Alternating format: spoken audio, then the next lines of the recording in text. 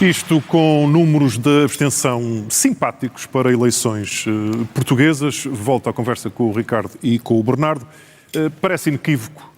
A minha pergunta é se as palavras certas são: há um que esmaga e outro que é esmagado, ou não é a única leitura? A principal leitura é que há uma vitória claríssima, e a segunda leitura para mim é que a ideia de esquerda e direita, ou a ideia do socialismo contra o não socialismo, é completamente infantil.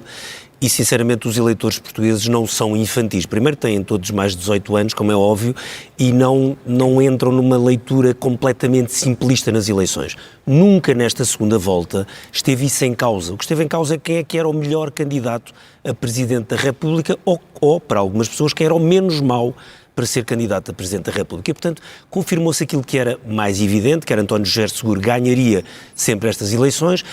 Não estava em causa, votou muita gente de direita. Claro que votou muita gente de direita, é normal. Como se tivessem passado outros candidatos, teriam votado muitas pessoas de esquerda em candidatos que não eram da sua área política e não estariam rendidos agora ao liberalismo ou ao centro-direita. Não. Estavam a escolher quem era o melhor Presidente da República. Isto são eleições a duas voltas, e nas eleições a duas voltas é assim que acontece em todo o mundo. Portanto, a ideia do socialismo era uma ideia muito infantil, muito tonta, e os eleitores portugueses, obviamente, perceberam o que é que estava em causa, uns votando num, outros votando noutro. Agora, obviamente, ao longo da noite vamos ter leituras diferentes conforme não só as percentagens, mas sobretudo o número de votos. É muito interessante perceber o número absoluto de votos, isso é bastante importante, para percebermos qual é a dimensão da vitória de um e do derrotado, qual é a dimensão da sua votação, que, atenção, André Ventura, sendo derrotado claramente, pode ter uma votação acima do 1.600.000 votos. Então deixa-me passar para o Bernardo precisamente por isto. Há pouco, quando falava dos 33%, estava-me a referir à melhor votação que eventualmente Ventura pode ter neste intervalo. E neste caso, de facto, o número de votos, olhando para a linha André Ventura desde 2019, isto tem vindo sempre a subir, Bernardo.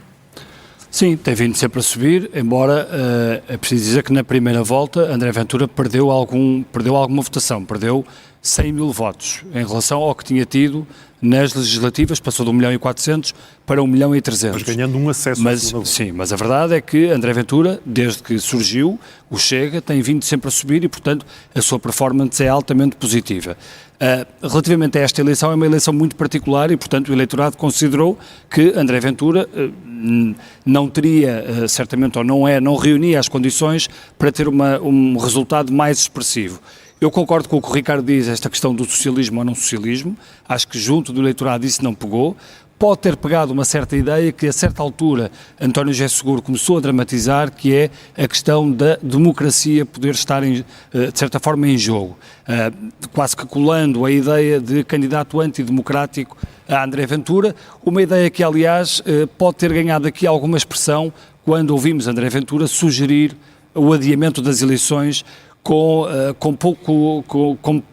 poucos argumentos, porque de facto o que estava em causa era de facto um total de inscritos ou de eleitores muito diminuto, 0,4%. Mas ele jogou emocionalmente com a expressão portugueses de primeira e portugueses... Sim, claro, mas é sempre na lógica de jogar a emoção e de dividir os portugueses, portanto é sempre nessa lógica. Agora, em relação a esta questão do ser socialista ou de não ser socialista, tu olhas, e daqui a pouco vamos ver esses resultados, essas projeções com mais atenção, tu olhas para as projeções da distribuição do voto e como é que os portugueses votaram nesta eleição, e é muito interessante, porque, por exemplo, quem votou em Seguro na primeira volta, ou melhor, quem votou em Coutrinho na primeira volta, 69% foi votar em Seguro, 31% foi votar em Ventura.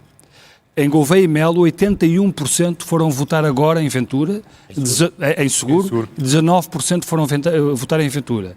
E em Marcos Mendes, quem votou em Marcos Mendes, votou agora 85% em Seguro e 15% em Ventura. Portanto, ouviram os apelos, o eleitorado ouviram os direita, apelos dos candidatos. Não é? Sim, e o eleitorado de direita não se assustou com esta questão do socialismo e daquele discurso que André Ventura fez de colar a Ferro Rodrigues e a Sócrates e a todo esse universo do socialismo que ele quis pôr todo misturado como se fosse apenas um único universo, e não se convenceu com isso. Portanto, o eleitorado de Coutinho Figueiredo saiu e votou em Seguro, não ficou assustado, não sei se tapou a fotografia, mas não ficou assustado e votou em seguro, tal como o eleitorado de Marcos Mendes e também o de Gouveia Melo, sendo neste caso do Gouveia Melo um bocadinho mais lógico, porque o Gouveia Melo chegou até a falar de ser o candidato do Partido Socialista.